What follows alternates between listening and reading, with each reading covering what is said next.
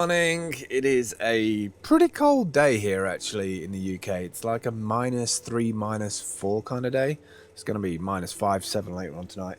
I've got a kind of unboxing thing to do today because this week, this month has been crazy, by the way. January has been probably one of the busiest Januaries that I've had in a long while, from either course or clients or just projects that are coming to a head in 2021.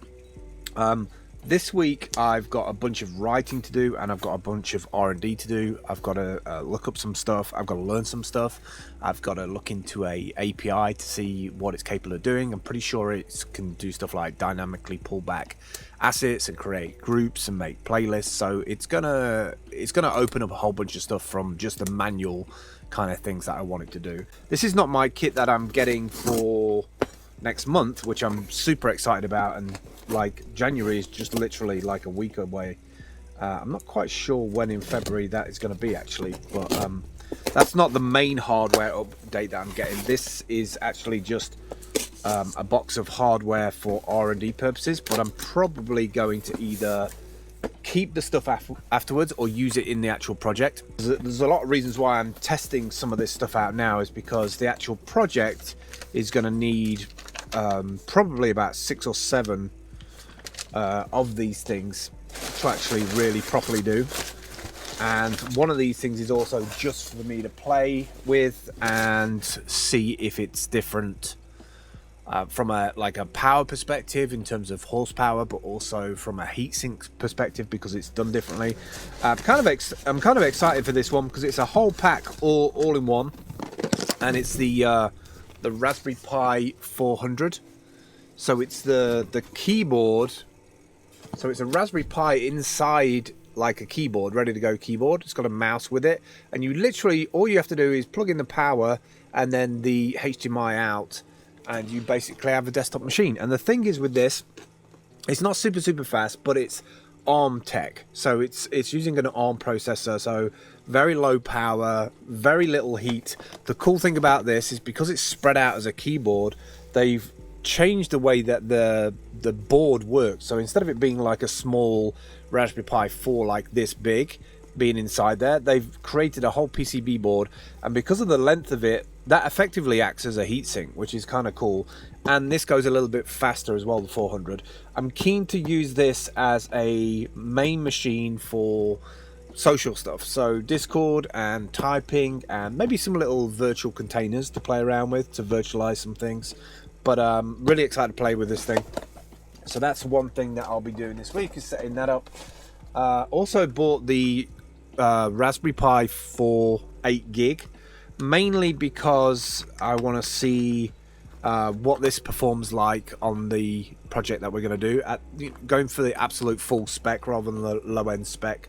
It will be cheaper to roll out smaller versions of these. We could get away with like Raspberry Pi 3Bs, but I kind of want to keep up to date with the latest stuff. When I go for hardware, I tend to get what we can afford for the project, what's newer, which comes with some caveats, like you end up having to use Tsunami Edge kind of code bases because it's a brand new product, but also you get updated hardware drivers and actual physical hardware chips on the board instead of old stuff that's been around for like a year or two, and therefore, you know, it might have issues with it, hardware issues or vulnerabilities or whatever.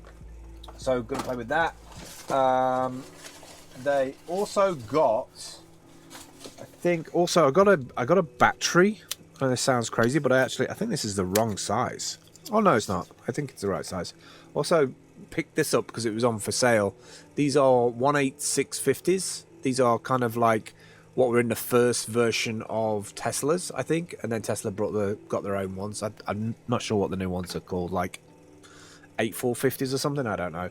But the reason why I got this is that I needed a backup for, these are great little tactical torches, and they take the 1850s, so they're really good. You just drop it. It actually comes with a plastic sleeve, but you put it in like that. But they're really bright. Actually, make sure I got that the right way around. Yeah, you have. They're really bright, and once you charge them, they last for quite some time. As you can see, it's pretty, you can't really see from that, but now I have a backup torch with all this snow and everything. I wanted to make sure that I had a backup thing. Then I got a 64 gig little noobs card, which it comes with all the software and everything on it, which is kind of useful. And then finally, the last thing that I got, which is part of the project, is the Argon 1 backplane. So this is the M2 SATI expansion board. So you have to get the Argon case, which is like 30 quid. But then there's also this add-on board, which is about another 20-25 quid. And what this does is it sits underneath your Argon. I like the Argon box because it's kind of like a heatsink in its own right. It's really well designed. But also this allows me to add a M2 SSD. So one of the things that I really didn't like about Raspberry Pis when I did projects before is that I was either having issues with the SD cards in terms of writing, and they're just clunky. They're okay to get the machine going and get it booted up, but now we've got access to be able to use SSDs. A, they're faster, and B, they're just more reliable. And if you're using them in a high, high traffic situation, if you're having like power go on and off, SD cards are no good for that. I'd rather go down the road of something like this. So this is a M2 SATI SSD to USB 3 board, accepts M2 SSD NG-FF key B and key B plus M. SSD size 2280, which I've used before. I don't know these other ones, 2260, 2242. Up to 6 gig transfer speeds. And the way it works is it plugs in as a little dongle from the back of your Raspberry Pi Argon boxed and then into this board. So it's all over USB 3. It's got like there's drivers for it and everything else. Raspberry Pi UASP supported. So I'm really excited to play with that. So that's what I'm doing this week. I've had this box like probably a week. I haven't even opened it. I've just got around to it today on a Sunday because this is what I'm going to be doing. This is what I've been doing for the last month, is like trying to put all this together, pull all the information together about the project, and try and deliver it by the end of the year is the plan. Most of the stuff that I'll be doing is writing out and doing the research and maybe hiring somebody to build something out via the API, and then I'll be helping kind of project manage it in a way of and we'll have somebody install all the gear and everything else. But this is kind of the R&D phase. I'm going to be doing this for like another month or so, but I'm excited to post more video about the Raspberry Pi 400. I think that desktop computer is going to be really cool.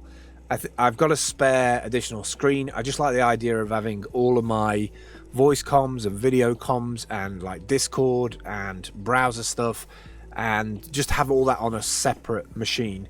I might be able to link up some kind of SSD with that as well. It might look a little bit, clunky with a USB cable at the back. It won't be as nice as the Argon board, but I will feed back to you once I get into that. All right, I will catch up with you soon. Sorry I've not been around. I'm just like super busy. I haven't been this busy in a January for like 2 or 3 years, so I'm just going along with it to see what happens. All right, I'll catch up with you soon. Take care. Bye.